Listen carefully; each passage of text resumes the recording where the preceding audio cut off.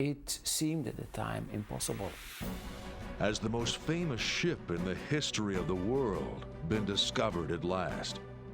The Gilgamesh epic paralleled exactly the story of Noah in the Bible. There is plenty of ancient historical evidence spanning nearly 2,000 years that the Ark is on Mount Ararat. The location of the mystical Mount Sinai itself is the subject of relentless argument. The biblical story of the burning bush is completely true and totally provable. It must have seemed to Moses that God was asking him to do the impossible. In the book of Matthew, we're told that the graves were opened and the bodies of many dead saints were raised to life. During the night, all of Sennacherib's army had been struck down by some kind of plague. Mary Magdalene was a woman of independent means and spirit. For nearly 2,000 years, she's inspired millions of people, especially women. The Grail is believed by many to be the cup containing the wine that Christ associated with his blood at the Last Supper. According to the legend, only Sir Galahad was able to reach it, dying in a moment of transcendental glory. The sound of pottery shattering caught his attention. The curiosity of the world was ignited. The Dead Sea Scrolls date back almost 2,000 years. Along with the many papyrus and leather scrolls was a scroll made of copper. As Herod's men attempted to open the tomb, a blast of flame filled the chamber and drove them back. God said, let the waters under the heaven be gathered together into one place. And the stars of heaven fell unto earth. Thousands of abandoned vehicles littering the roadways. The calls keep coming in. The complete chaos is the only way I can describe the situation. For the great day of his wrath is come. It turns out that Bible prophecy has an unparalleled record of accuracy. The focus of the conflict lies in the destiny of Jerusalem. This will be the last great battle, and one in which God himself will eventually take part.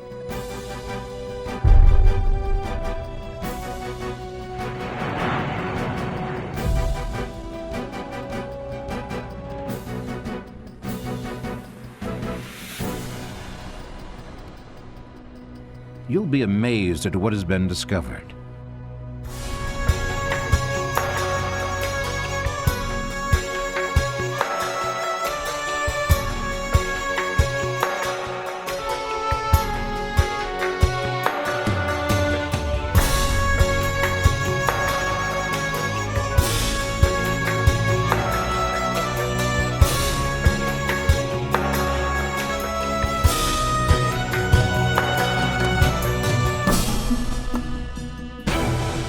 The year 2000 comes weighed down with prophecies of the end time, scholarly forecasts of doom, and thousands of years of warnings and predictions that unavoidable catastrophe is upon us. January 1st of the year 2000 was the beginning of a new year, a new century, and a new millennium. All certainly good reasons to celebrate. But should we be celebrating the beginning of this particular millennium, or approaching it with feelings of trepidation? As the year 2000 approached, the incidence of major earthquakes around the world was increasing almost geometrically. Could this be a sign of the end time, foretold by centuries by the ancient prophets and by Christ himself? The Old Testament prophet Daniel warned that in the last days there would be a time of trouble such as there never had been since there was a nation. Are we now beginning to see these events come to pass? In the middle of the 20th century, after 2,500 years of exile and being dispersed throughout the world, the Jews were returned to their biblical homeland, exactly as the prophet Ezekiel predicted. Is this the event that signals the beginning of the end? The new millennium, will it be filled with promise, or will it fulfill the promise of Armageddon? Are these just stories from the ancient past, or will these prophecies of the end time be fulfilled in our generation? In the next hour, we will examine some of the prophets and prophecies, ancient and modern, as they relate to the year 2000. We'll also see what the scientists can tell us about the immediate future and what we can look forward to in the fateful years that lie just ahead. we will examine closely the events that appear to be putting the fulfillment of centuries of prophecy in motion. For thousands of years, biblical prophecy has warned of a vast array of cataclysmic disasters and an apocalypse that will destroy most of the world and its population just prior to the millennium.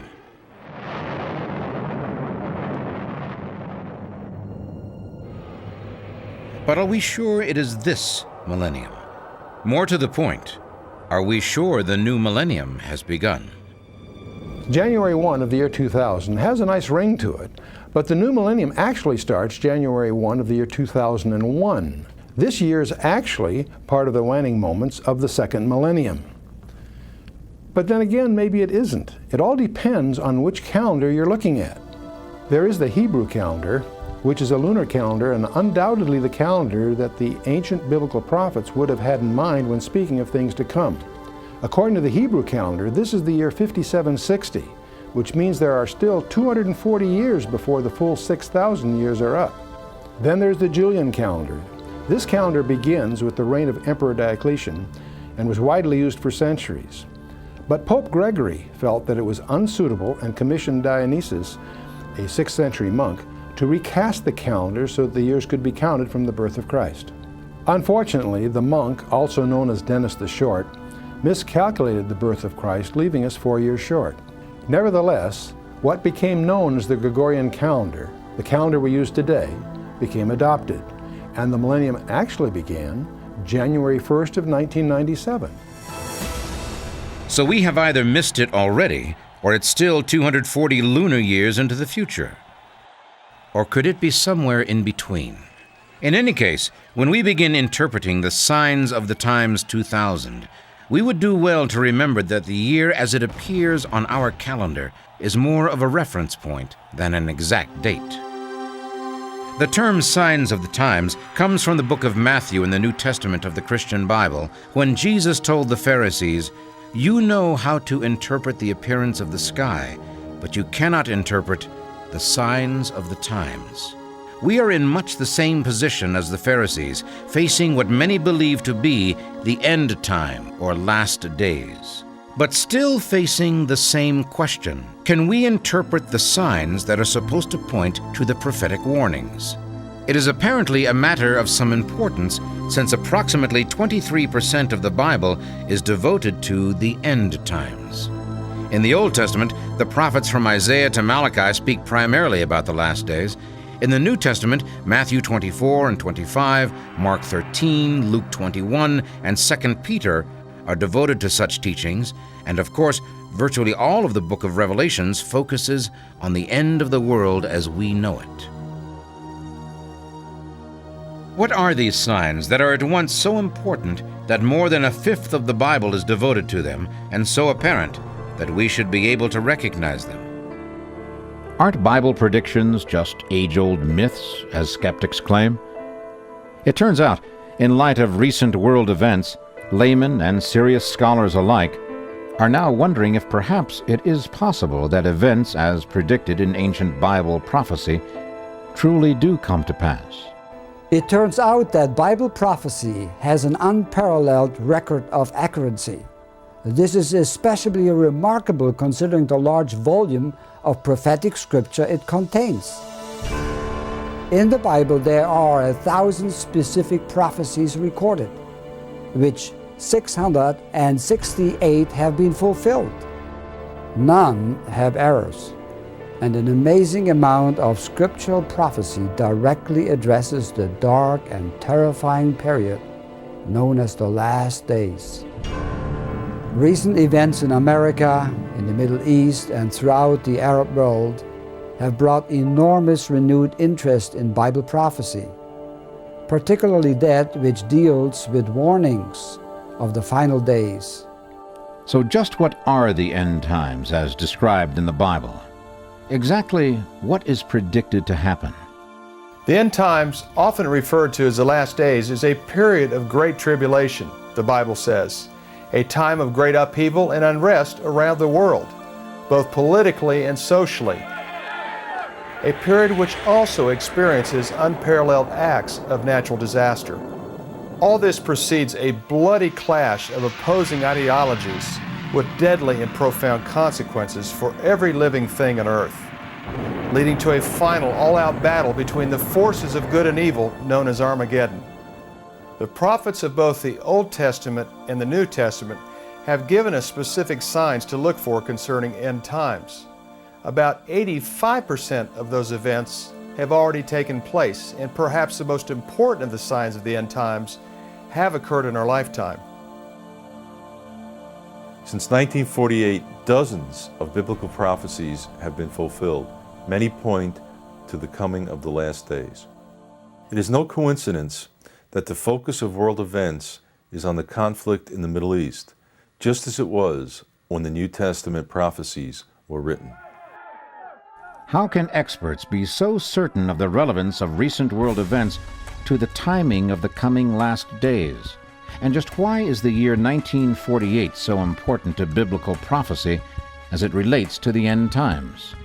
Two key events in recent history have set the stage for all the biblical prophetic forecasts that were and are to follow. First was the seemingly miraculous return of the Jews to their ancestral homeland with the founding of modern Israel in 1948. For many historians and political observers, this was an unlikely occurrence. This prophetic event had been 2,500 years in the making.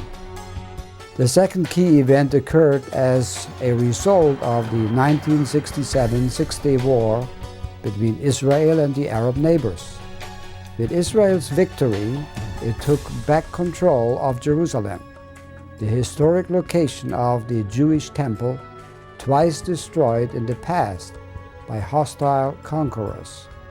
Prophecy tells us it will be the eventual rebuilding of the Jewish temple in Jerusalem that occupies another significant, long-predicted chapter in Bible prophecy. The focus of the conflict lies in the destiny of Jerusalem and Israel's inability to maintain a lasting peace with its Arab neighbors. Points up the prophecy in Luke 21:24 that Jerusalem will be trodden underfoot of the Gentiles until the times of the Gentiles be fulfilled. This obviously involves the Gentile nations of the world, including America. Can it actually be true, as some prophecy events claim, that the terrorist attacks on America are linked to the end times scenario? Even by the most conservative interpretation of Bible prophecy, let there be no mistake.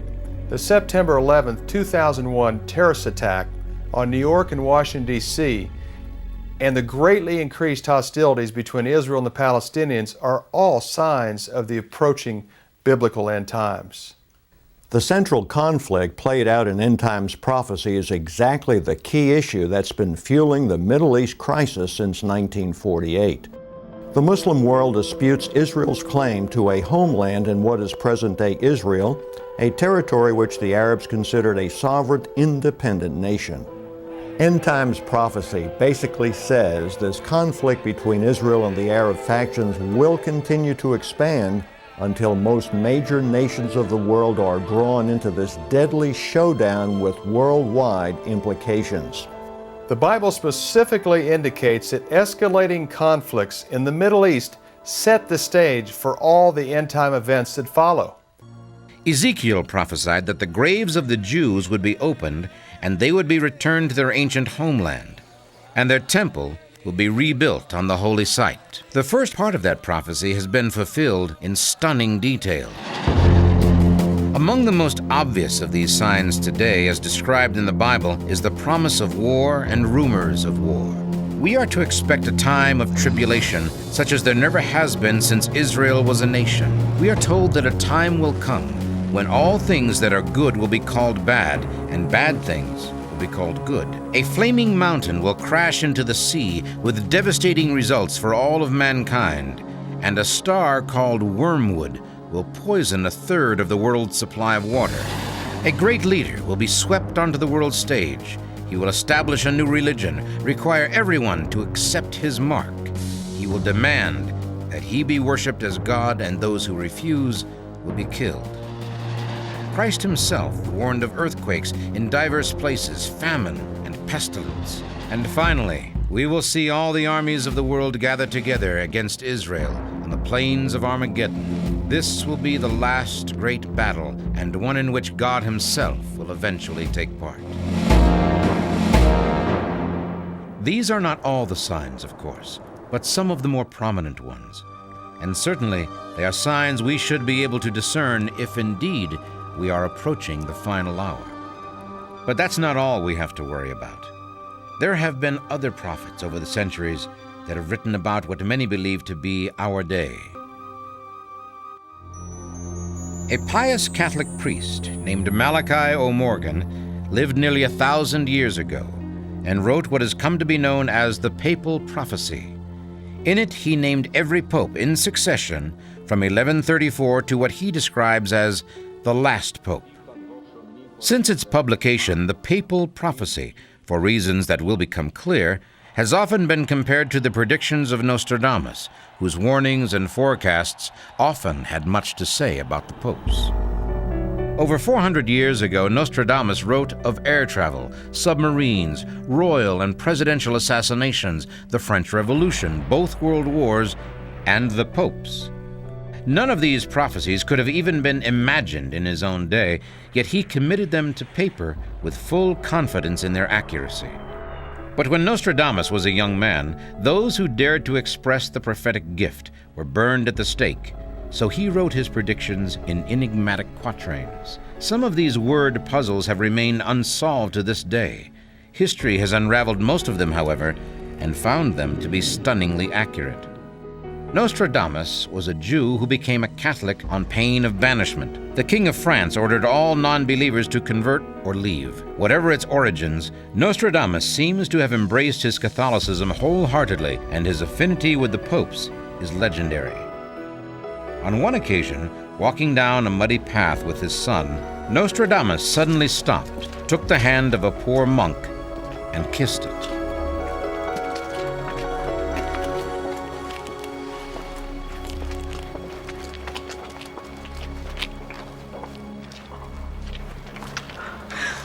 Father, you make us look like fools. And why is that? Because Brother Peretti is a monk of low birth, only lately delivered from a pigsty. My son, it is required that you yield and bend the knee before His Holiness, the Pope. Come on. 45 years later, 19 years after the death of Nostradamus, the lowly swineherd became Pope Sixtus V. In 1555, 40 years before the discovery of Malachy Ó Morgair's prophecy, Nostradamus published several predictions outlining the fate of the popes. His quatrains closely resemble the vision of Malachi. Both of them, for example, describe John Paul I as the moon and John Paul II as the works of the sun. But it is their agreement on the events surrounding the last pope that is particularly striking, even down to the name. Malachi was expansive in his description and very clear. Peter the Roman will lead his sheep to pasture in the midst of numerous tribulations. The city of 7 hills will be destroyed. The twilight settles, indeed, the depth of night before the promised dawn. Nostradamus characteristically couches his prediction in more obscure terms, referring to the last pope as the rock of the church, which in Catholic teaching would be Peter. Both men agree, however, that there will be great tribulations, and a man named Peter will serve as the final pope.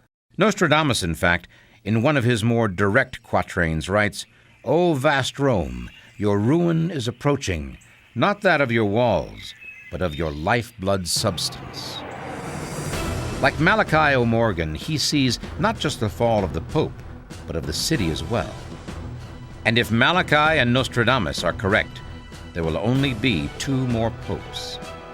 These prophecies were written some 600 years apart, yet the accuracy of their previous predictions and their amazing agreement on the last pope gives us pause. What exactly does lie ahead for our generation? Is it possible that prophets 2,000 years ago saw the wars and plagues of the 21st century? And why should we be particularly concerned about this century anyway?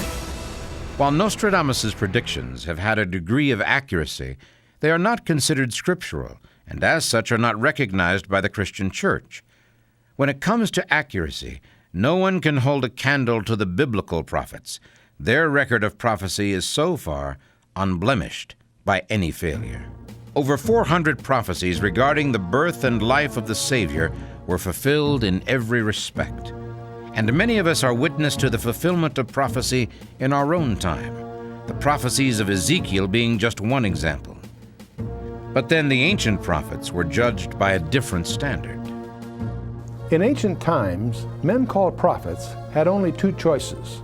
They either were correct or they were stoned to death. Short-term prophecy was a risky business.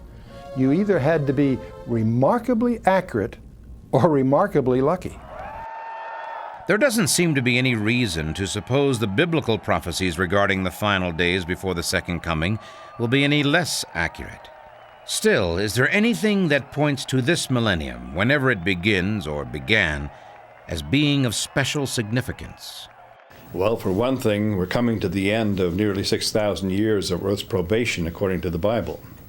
But more importantly, the prophets of both the Old and the New Testament have given us specific signs to look for, events that will occur in the last days. Now, some of these have already taken place, but perhaps the most important one has occurred in our lifetime.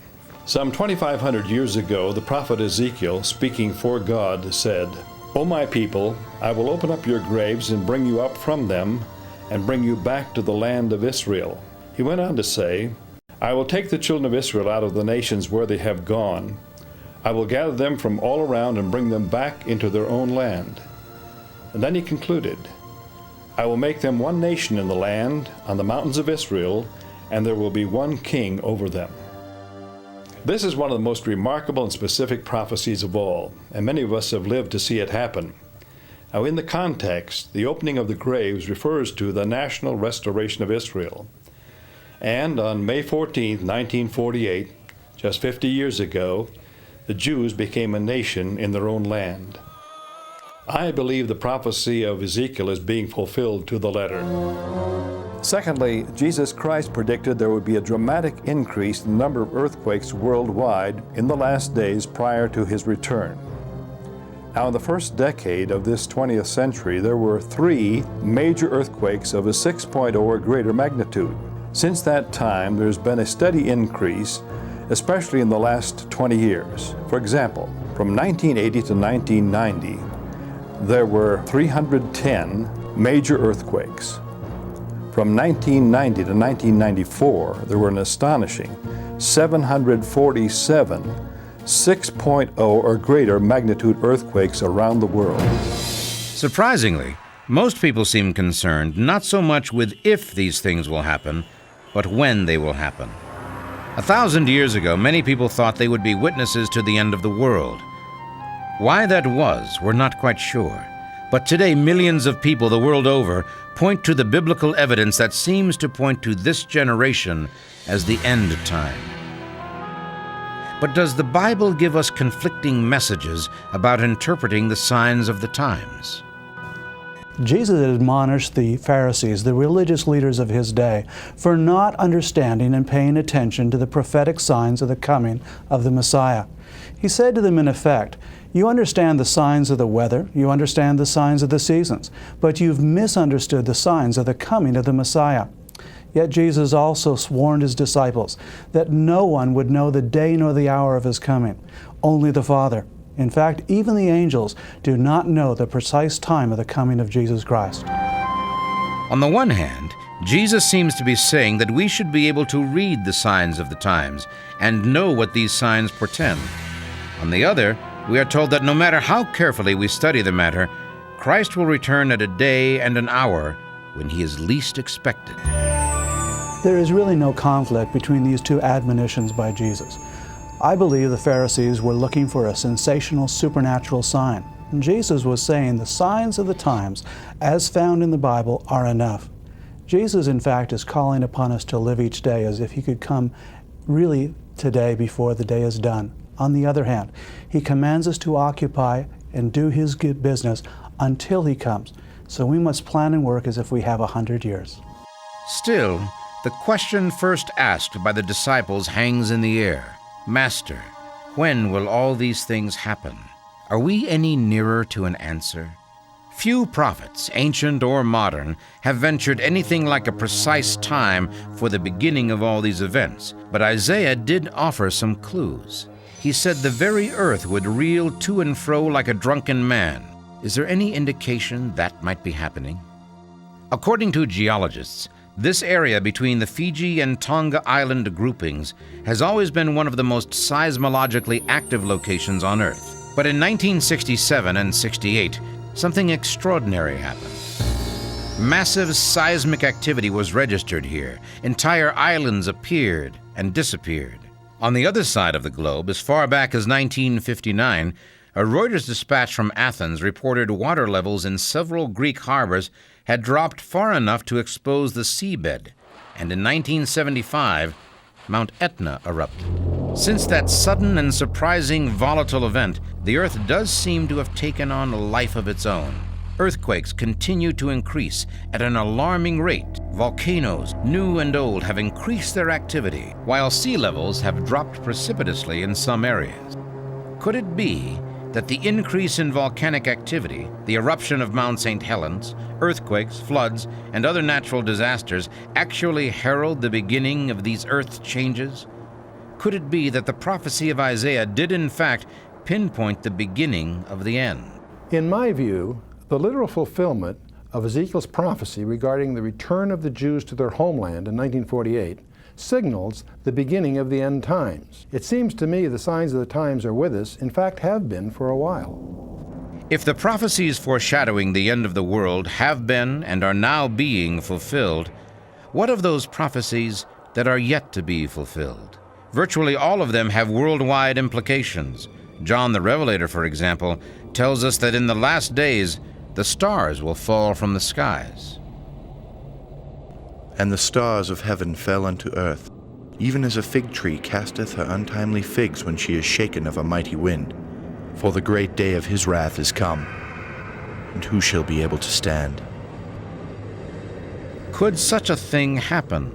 Biblical scholars insist the prophecies will be fulfilled literally, and that all of them are certain to come to pass. Furthermore, Nostradamus warns that earth-shaking fires will cause tremors around the new city, and the sky will burn at 45 degrees. Fire approaches the new city. New York City, it seems, is also in jeopardy. But from what? Can modern science provide any insight into how stars and fire might fall from the sky? Scientists claim about every 3,000 to 5,000 years that Earth passes close to a great meteor shower or asteroid belt. And this can go back to the Sumerian writings that were written about 4,500 years ago. And they claim that a heavenly body called Nibiru crashed into a planet located between Mars and Jupiter. And this planet was called Tiamat. And after this collision, the moon of Nibiru divided this planet Tiamat into the planet Earth and the asteroid belt. If the astronomers are right, we may all see the fulfillment of at least one of John's prophecies. But what of the Nostradamus warning that fire would burn New York City at 45 degrees? The SOHO Solar Observatory satellite has been monitoring the sun's activity for the last several years. The spectacular eruptions on the surface of the sun, all the particles that are sent streaming out towards the Earth. A number of things happen when these particles get near the Earth. We see spectacular northern lights in the nighttime sky. Radio communications are disrupted. Even electrical transmission is endangered. Solar activity is on an 11-year cycle, and it's going to reach its next maximum in the next year or two.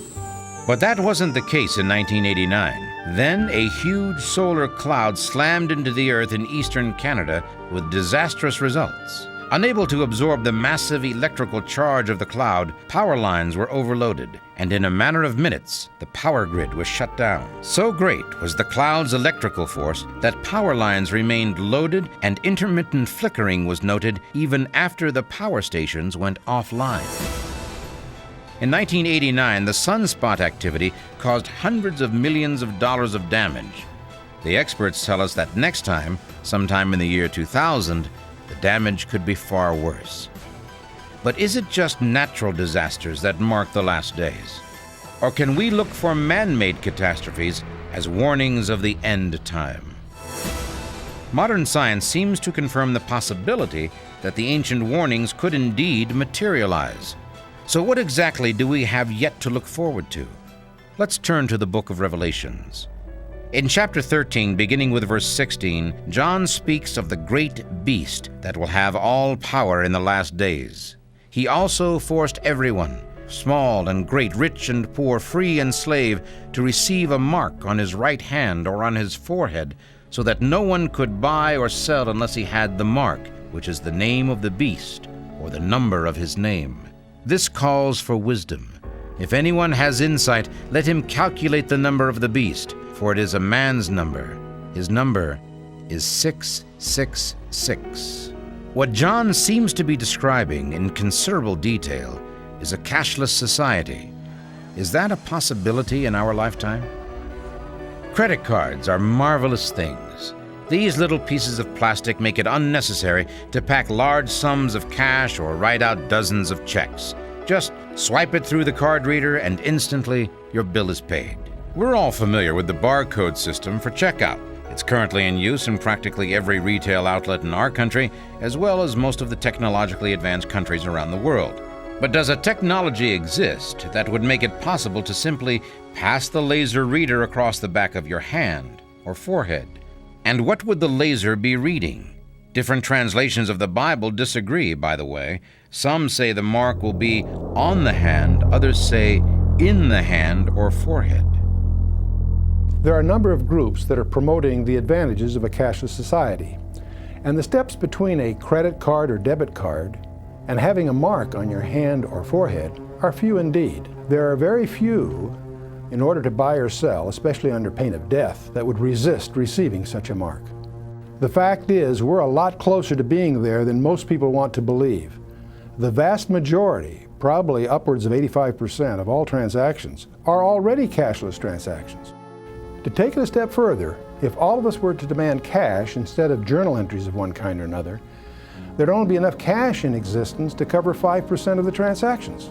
Since the advent of computers, many people have tried to discover the identity of this beast with the number 666, but without success.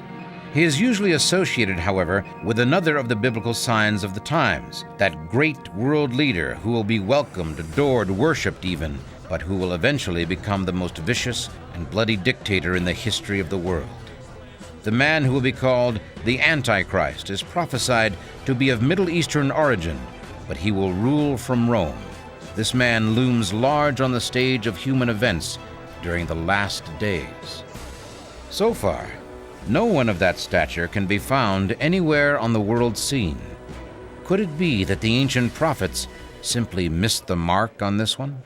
Given their record of unblemished accuracy, I wouldn't want to second guess the prophets, whether it's Daniel or Ezekiel or even Christ himself, because they spoke of a time of great tribulation, a time in which you would have nation rising against nation, of wars and rumors of wars, of great commotion and upheaval, and of pestilence and famine. And they spoke of one other event that I think we're on the verge of seeing fulfilled. The prophets of the Bible foretold of the revival of the ancient Roman Empire in the generation leading up to Christ's return. Could such a thing be happening? Are the nations of the new European Union beginning to fit Daniel's description? The BBC interviewed Belgian Foreign Minister Henri Spaak a few years ago about the 1957 Treaty of Rome and what they proposed to accomplish in the European Union. We felt like Romans on that day. We were consciously recreating the Roman Empire once more. Point of fact, the Maastricht Treaty that Spaak was talking about forms the world's first superstate. Let's face it, what a colossus, the economy, an allied army, things much larger than the United States. And I think it's going to be an awesome situation that we don't even realize today. The stage, it seems, has been set. Now the only thing required is for the central character to to step into the spotlight. And we should remember the prophets warned that power was given him over all kindred tongues and nations. Is it possible that one man could gain such absolute global power? The prophets provided an answer to that question too. The answer is in John's revelation about the mark of the beast. Total control over commerce, buying and selling, will bring about total control over every aspect of life, including religion.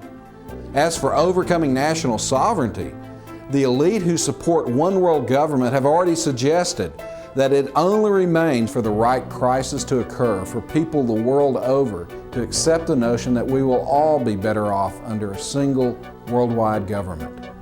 It seems obvious, even to the casual observer, that the increasing power of the United Nations, the International Monetary Fund, the World Trade Organization, and the World Court are rapidly destroying traditional national sovereignty and replacing national political goals with a global economic agenda.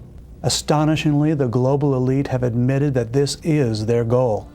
Henry Morgenthau, Treasury Secretary under President Franklin Roosevelt and a member of the Council on Foreign Relations, acknowledged it was their plan to, quote, financially bankrupt the international machine. If you think modern global politicians have softened their stand, consider the UN study recently sponsored by the Ford Foundation.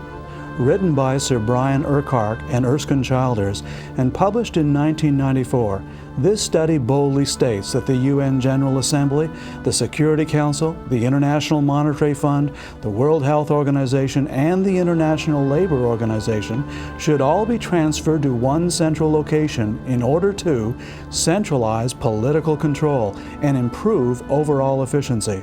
The study further states that while there is no question at present of the transformation of the UN system into a supranational authority, the organization is in a transitional phase. The study repeatedly uses phrases such as the gradual limitation of sovereignty or chipping away at the edges of traditional sovereignty. There are those, it seems, who are bent on making the prophecies come true. But are these indeed the signs of the times? Christ was impatient with those who, he said, could easily read the signs of the weather, but were either unwilling or unable to read the signs that were given them by the prophets. Can we be accused of the same thing, or will our global technology help us to get a better read on the people and events that the prophets have fixed as warning signs of the last days? In Matthew chapter 24, Jesus tells his disciples what will happen at the end of the age. You will hear of wars and rumors of wars, but see to it that you are not alarmed. Such things must happen, but the end is still to come. Nation will rise against nation and kingdom against kingdom. He also warned of other catastrophes. There will be famines and earthquakes in various places. All of these are the beginning of the birth pains. The message is clear. There will be a series of events of ever-increasing magnitude that we should see as signs of the greatest event of all, His return. And while the earth groans, we can look for society in general to dwindle in unbelief. In 2 Timothy, Paul warns, There will be terrible times in the last days. People will be lovers of themselves, lovers of money, boastful, proud, abusive, disobedient to their parents, ungrateful, unholy, without love, unforgiving, slanderous, without self-control, brutal, not lovers of the good, treacherous, rash, conceited, lovers of pleasure rather than lovers of God, having a form of godliness but denying its power. Have nothing to do with them. 700 years before Christ, the prophet Isaiah pointed a finger of warning, and he said, Woe unto those who call good evil and evil good, who put darkness for light and light for darkness, who put bitter for sweet and sweet for bitter. Today we are witnessing as never before in history that those who try to follow the teachings of Jesus are being laughed at, mocked, even persecuted. And yet the teaching Jesus said, which are evil, are now being glorified and applauded by the elite. But Isaiah adds another warning. Woe to those who are wise in their own eyes, and clever in their own sight. Have we become too wise and clever for our own good? What signs of the times could we be overlooking or perhaps ignoring? More importantly, is there anything we can do about it?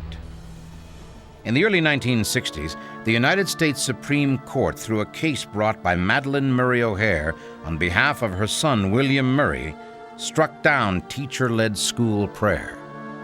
It further banned all religious expression, including any display of the Ten Commandments, from public schools on the grounds that it violated the First Amendment. Before 1962, polls among educators listed the primary problems in public schools as talking, chewing gum, making noise, running in the halls, getting out of turn in line, wearing improper clothing, and not putting paper in wastebaskets. In just 20 years, 1982, the top public school offenses were rape, robbery, assault, burglary, arson, bombings, murder, suicide, vandalism, extortion, drug and alcohol abuse, gang warfare, pregnancy, abortion, and venereal disease. Today, those problems are not only unabated, they are getting worse. Could it be that the generation described by Paul is now being raised up? And there's more. John the Revelator prophesies of some truly cataclysmic events that will occur shortly after the opening of the seventh seal. The description of these events is so horrific that most of us tend to simply ignore them. But there are signs. According to chapter 8, verse 8 in the book of Revelations, something like a huge mountain, all ablaze, was thrown into the sea. A third of the sea turned into blood, a third of the living creatures in the sea died, and a third of the ships were destroyed. On June 16, 1999, the BBC reported that a newly discovered asteroid, a kilometer in width, was heading toward Earth and would miss by only 1/10 the distance between the Earth and the Moon. It is due to arrive in 2027. Shades of Nostradamus. Scientists in 1999 discovered an asteroid about a half-mile wide, and researchers at the Smithsonian Biophysical Observatory calculated on August 7th, 2027, that this asteroid would miss the planet Earth by about 23,000 miles. Other scientists are quite concerned that when it makes its next pass in 2039, that there could be a collision due to the gravitational pull of this asteroid by the planet Earth. Astronomers warn that a collision is only one of a range of possibilities for this chunk of rock. And according to a report in CNN Interactive, if it did hit the Earth, it would have the force of 2 million atomic bombs. John also tells us that a great star, blazing like a torch, fell from the sky on a third of the rivers and springs of water. The name of the star is Wormwood. A third of the waters turned bitter, and many people died from the waters. It is entirely possible that the next generation will not have adequate amounts of drinking water. Johns Hopkins University School of Public Health has been recommending for years that countries begin to conserve water. Approximately 1/2 billion people in the world presently do not have adequate amounts of drinking water, and it's predicted that by the year 2025, approximately 2 billion people or more will not have adequate amounts of drinking water, which is over a third of the world's population. Before we write that off as a problem for third world countries, consider this. A CBS News report in January of 2000 indicates that 46 of the 48 contiguous states have drinking water that is contaminated by a gasoline additive mandated by Congress for the purpose of cleaning up the air. It makes the water bitter, smell like kerosene, and it is deadly. Incidentally, Chernobyl, translated, means wormwood. Dare we ignore the signs of the times? Another prophecy dealing with the last days has largely been lost amid the noise of war and rumors of war. Daniel, Isaiah, Zedekiah, and Jeremiah all speak of the destruction of Babylon, but they also describe it as a great and powerful city.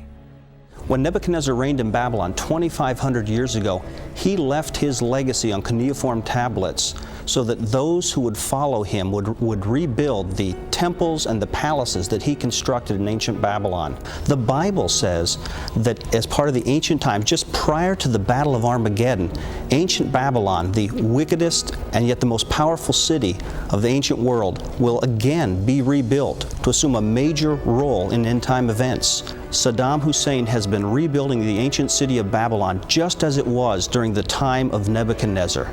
And to commemorate his building of the city, he actually held the Babylon Festival. As part of the Babylon Festival, he had a medallion made. As you can see in this medallion, he put his picture beside that of Nebuchadnezzar. He made it so that he and Nebuchadnezzar even looked alike.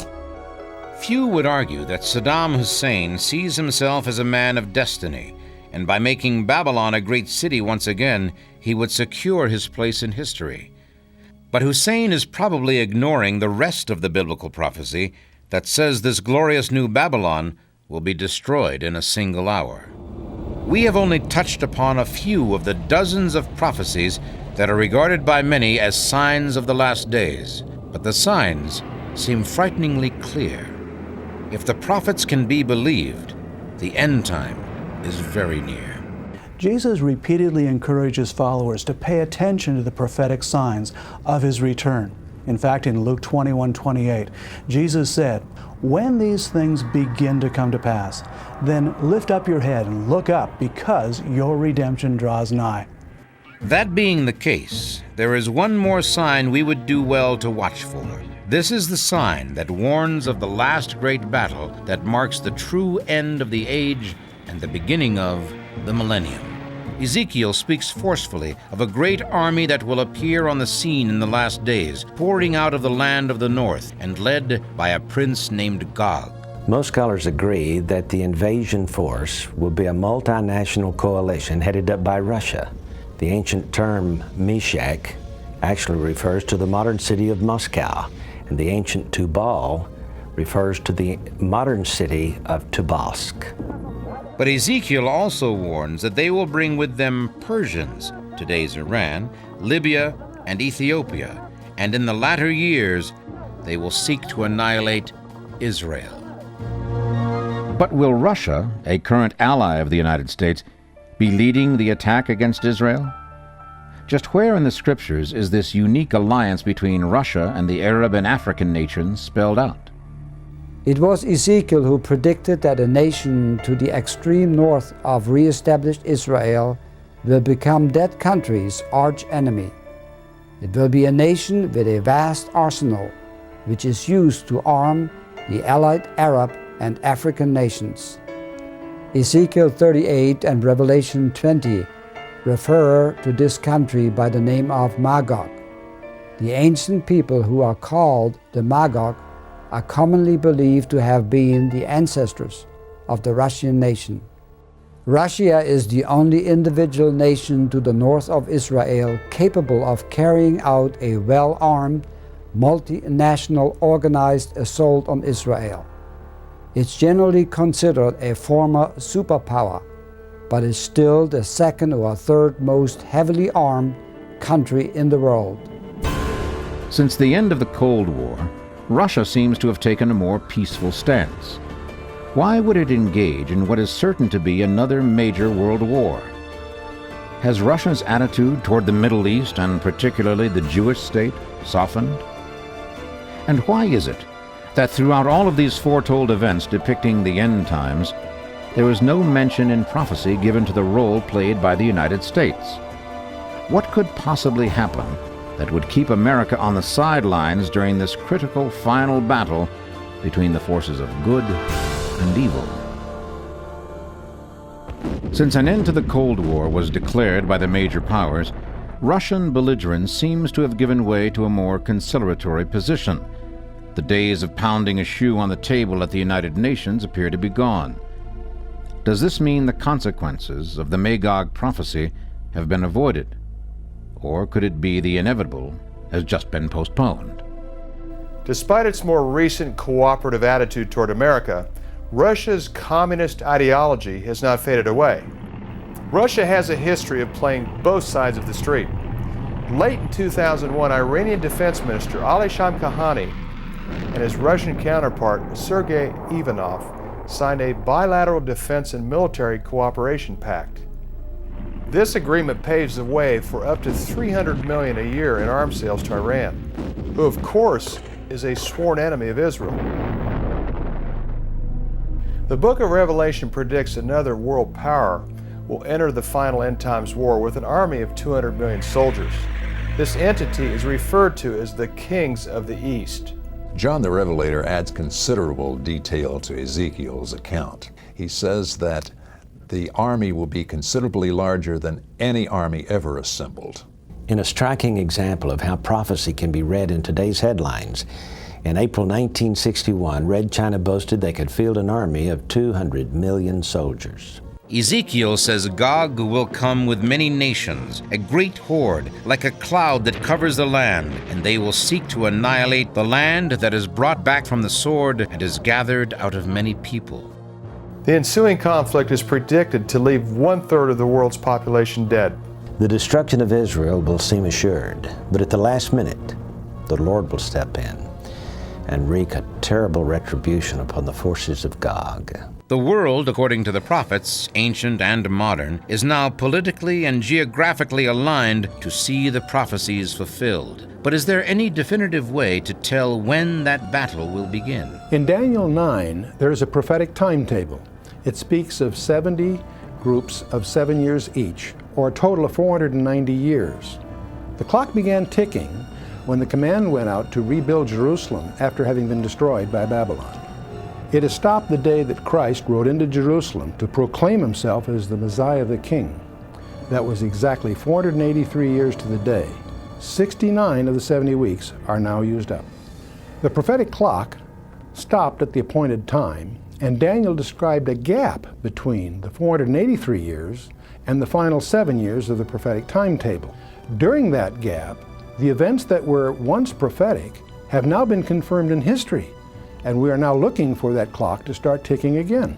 According to the Bible, the Middle East conflict will continue to escalate and it will threaten world peace. And at that time, I believe that the Antichrist and the spirit of the Antichrist will solve this problem to make him the #1 person in the world.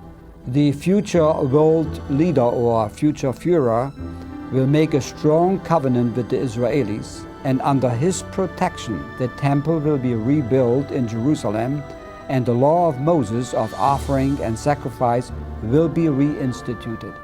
The prophet Daniel makes it very plain that an Israeli leader will make a treaty with the European Union, and that constitutes the beginning of the Great Tribulation, lasting 7 years. The climax of this Great Tribulation is the Battle of Armageddon. Perhaps we can interpret the signs of the times, at least some of them. The question is, are we willing to face the reality of the events that are foreshadowed? Today we can sit in front of our computer or TV and see and hear the voice of prophecy being fulfilled. With the help of scientific knowledge gained over the centuries, we can now quantify the prophecies about changes in the earth, but other things are more difficult. Generation after generation of people around the world have tried unsuccessfully to eliminate war.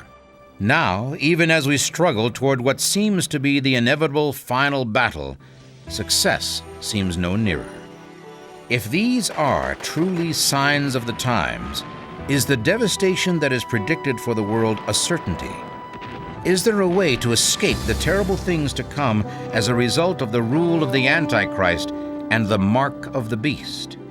Is science and technology powerful enough to devise a means of avoiding the supernatural disasters John saw in his terrifying vision? Or is this the generation of the last days? As we seek to interpret the signs of the times, we should remember that the predictions of the Old Testament prophets have been proven true down through the centuries.